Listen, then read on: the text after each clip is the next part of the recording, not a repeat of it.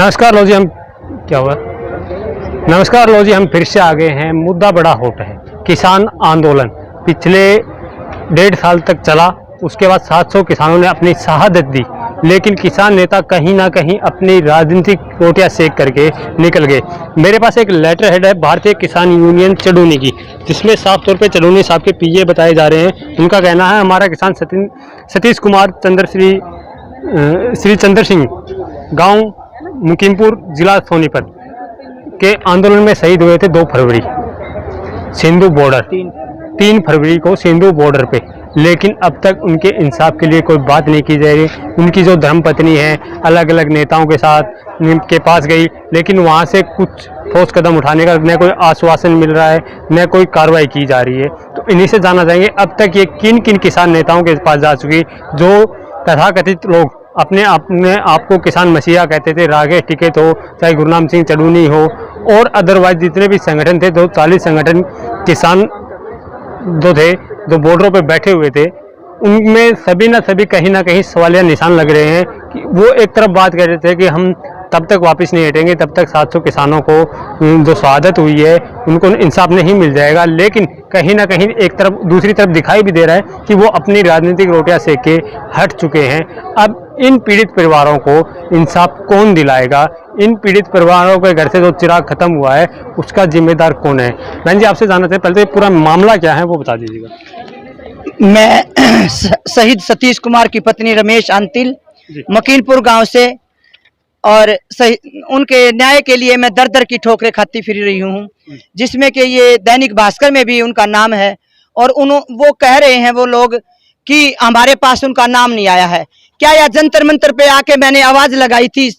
200 महिलाओं में से श्रीमती रमेश अंतिल ने आके आवाज लगाई थी कि मेरे पति शहीद हुए हैं, मेरे बच्चे भी शहीद हो जाएंगे, तब तक भी मैं यहाँ लड़ती रहूंगी। और आज भी मैं कहना चाहती हूँ, जो 20 करोड़ लाख रुपये लेके भाग के जो सबको हरियाणा को बेच के खाने का काम किया है, मैं उनको कसम खाती हूँ, उनके बच्चे बीबियों को उनका दिल से बद्दुआएं देती हूँ।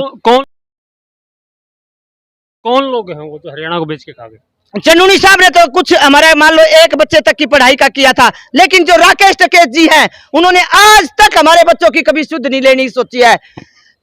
22.5 लाख करोड़ रुपए उन्होंने हमारे मृतक परिवार के बच्चों का पैसा आया जो देश ने दिया और ट्रस्टों ने दिया, कहीं कर्नाटका से आया। राकेश टिकैत जी पे बहुत बड़े आरोप लगा रहे हैं, वो तो अपने आप को बहुत बड़ा किसान नेता मसीहा मानते। मैंने राकेश टिकैत पर हजारों बार फोन पे बात करी, लेकिन उन्होंने बात नहीं करी।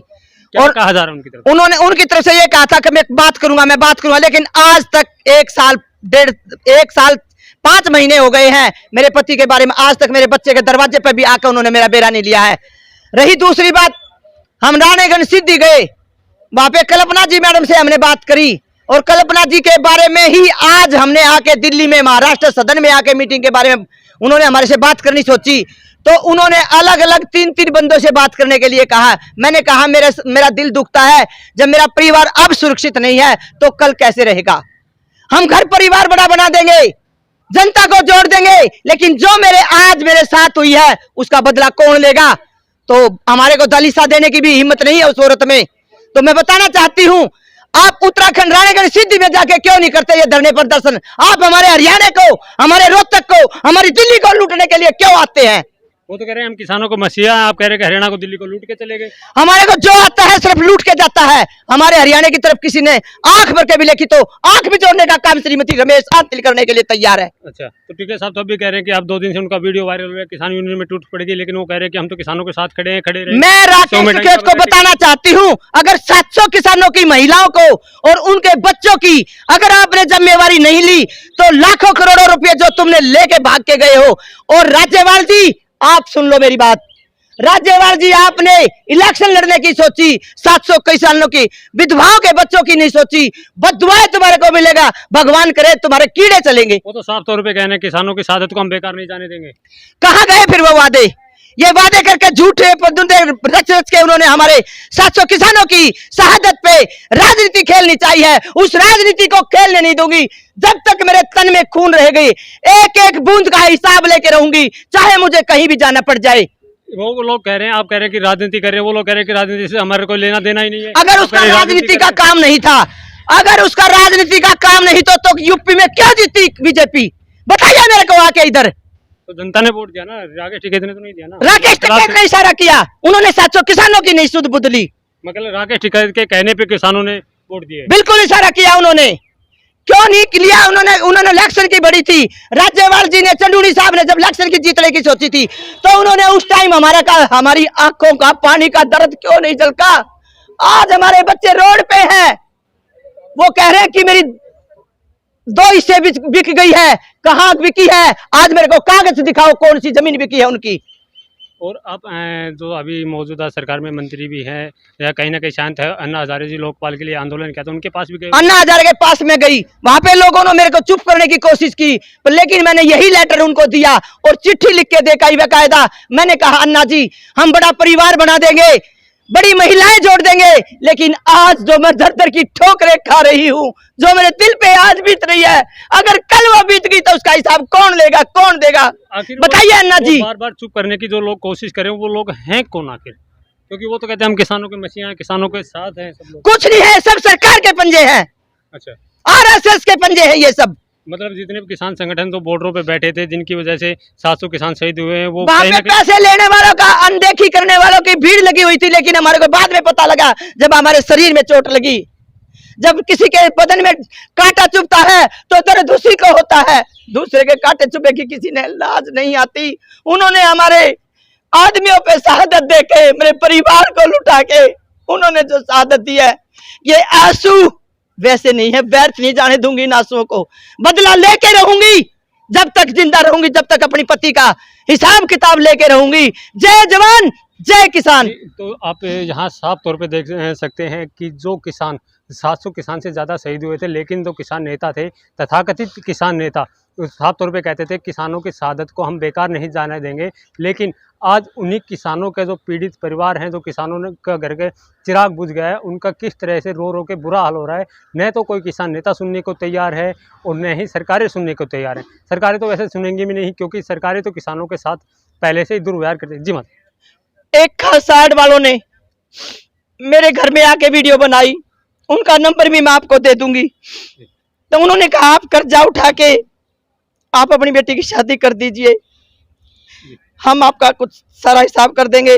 लेकिन उन्होंने मेरे फोन भी उठाने बंद कर दिए और अपनी वीडियो से हमारे मृतकों के बच्चों के नाम के उन्होंने करोड़ों रुपए कमाए हैं। मैं पूछना चाहती हूँ आपकी मीडियम के माध्यम से, आपकी मीडिया हमारी आवाज को सुनाए।